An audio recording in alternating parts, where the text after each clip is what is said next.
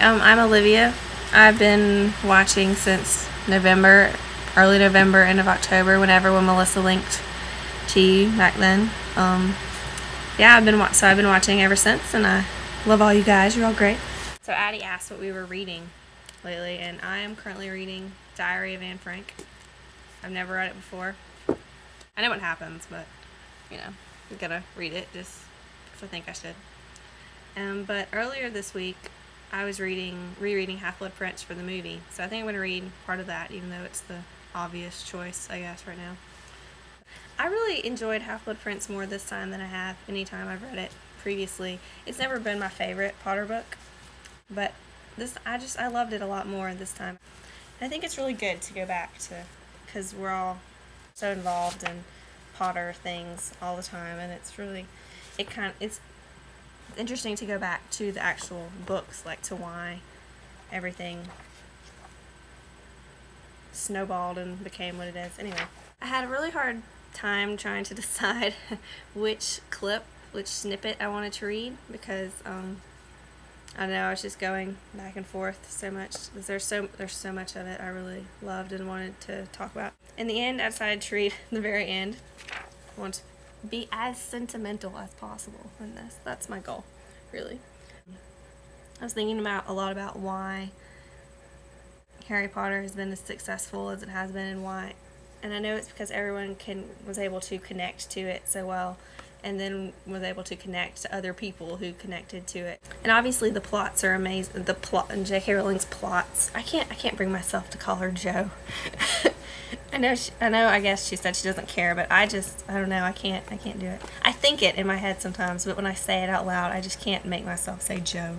But anyway, her plots are incredible, and it's just, and she has this amazing world built and all. But really, I think it's the characters that's why we care. That's why the plots feel amazing. It's because we care, because we love the characters so much, and they feel so real.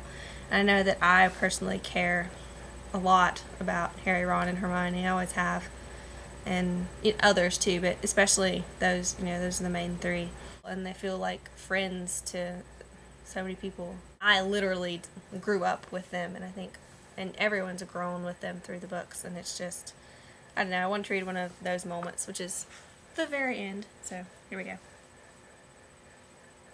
"You said to us once before," said Hermione quietly, "that there was a time to turn back if we wanted to. We've had time, haven't we?" "We're with you whatever happens," said Ron. "But, mate, you're going to have to come round Mum and Dad's before we do anything else, even Godric's Hollow." "Huh? Mum?" Sorry, that's why I laughed. "Anyway, why? Bill and Flora's wedding, remember?" Harry looked at him, startled. The idea that anything as normal as a wedding could still exist seemed incredible and yet wonderful. "Yeah, we shouldn't miss that," he said finally. His hand closed automatically around the fake Horcrux, but in spite of everything, in spite of the dark and twisting path he saw stretching ahead for himself, in spite of the final meeting with Voldemort he knew must come, whether in a month, in a year, or in 10, he felt his heart lift at the thought that there was still one last golden day of peace left to enjoy with Ron and Hermione. Oh, yeah, I love that. But yeah, I picked that passage because I think it just, and it's something that I really love about J.K. Rowling's writing, and just her work, that she can take things to such a dark and serious and sort of heavy place, and then has these moments in them where it never ends on such a sad note. She always brings things up at the end, and that there is just kind of the message of, life goes on no matter what happens, and you have to just be grateful for what you have, for the afternoon, this one afternoon you get to spend, with your friends. And I don't know, I just really loved it, and I love that it's those three together, just them too. A lot of people I know before the last book came out were saying Ginny was going to go with them on the Horcrux hunt, and I never really wanted that. I always wanted it to be Harry, Ron, and Hermione that really, they went and did it. Anyway, it was a really good question, Addie. Thanks so much for adding it. It was fun. I'm going to read Deathly Hallows. I was thinking of reading a section from Deathly Hallows, because that on my Goodreads, it says that's what I'm reading, besides Diary of Anne Frank, but I haven't actually started it yet. So I don't I know I'll love it again. Once I get into it, I'm going to just fly through it like I usually do, but there's not a whole lot of happy moments in that until the end. And I don't know. I want to read books 3 and 4. I want to go back to then when they're, you know, Harry, Ron, and Hermione sitting around in the common room being curious and, you know, theorizing about crazy mysteries and all.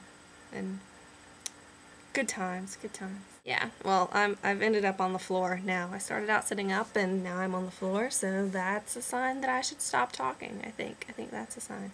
So, yeah. Bye. I'm sorry I'm so awkward on camera. I can't help it. Maybe I'll get better. Maybe if you ask more questions, I'll get better.